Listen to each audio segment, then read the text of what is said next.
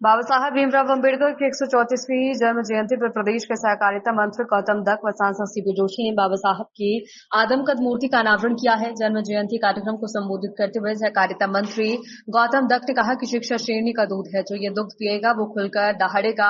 बाबा साहब ने सभी को शिक्षित बनने, संगठित रहने व संघर्ष करने का आह्वान किया था। इस दौरान सांसद सीपी जोशी ने अपने उद्बोधन में कहा कि बाबा साहब का जीवन बहुत संघर्षमय रहा, परंतु कांग्रेस ने उन्हें न तो आगे बढ़ने दिया, न ही उनका सम्मान किया। बाबा साहब को भारत रत्न पुरस्कार देकर भाजपा सरकार ने उनका सम्मान किया है। प्रदेश की भजनलाल सरकार ने कई स्थानों पर बाबा साहब की प्रतिमा को स्थापित कर उनका सम्मान बढ़ा दिया।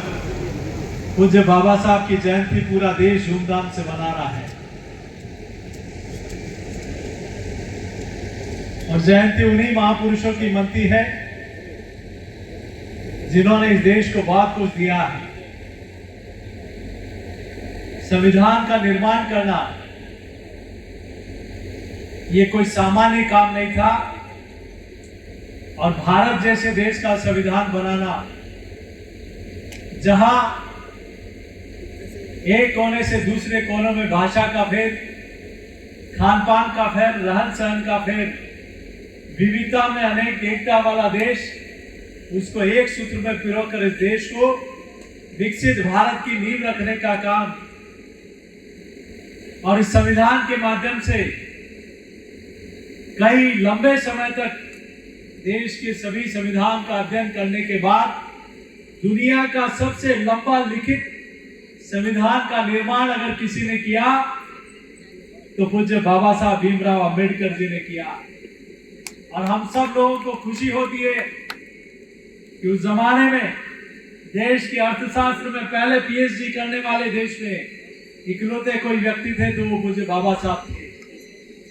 यहाँ बॉम्बे यूनिवर्सिटी में पढ़ाई करके अमेरिका गए, हम अध्ययन करने, फिर लंदन गए और उनके अनुभव का लाभ ना सिर्फ संविधान निर्माण में लगा बल्कि इस देश को मुख्य धारा में लाने के लिए, इस देश को अनेकता में पिरोने के लिए उनका जो ध्येय था, उनका जो समर्पण था, आज देश पूरा उसी को मान रहा है।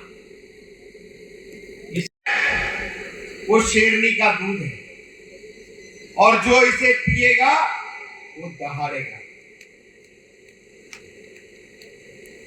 किस प्रकार से शिक्षा के महत्व को उन्होंने बताने का काम किया। मेरा तो आप सबसे यही आग्रह है कि हम उनके विचारों को अपने आचरण में उतारने का काम करें। अभी बात हो रही थी कि किस प्रकार से उनके जीवन काल में उनको तिरस्कार दिया गया। अभी जो संविधान की कॉपी लहराते हैं,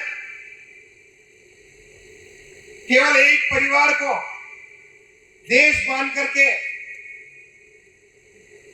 आगे चलते हैं। जब उनका समय था, जब वो राज में थे, तब उन्होंने क्या क्या किया, थोड़ा सा उन पे भी प्रकाश डालने की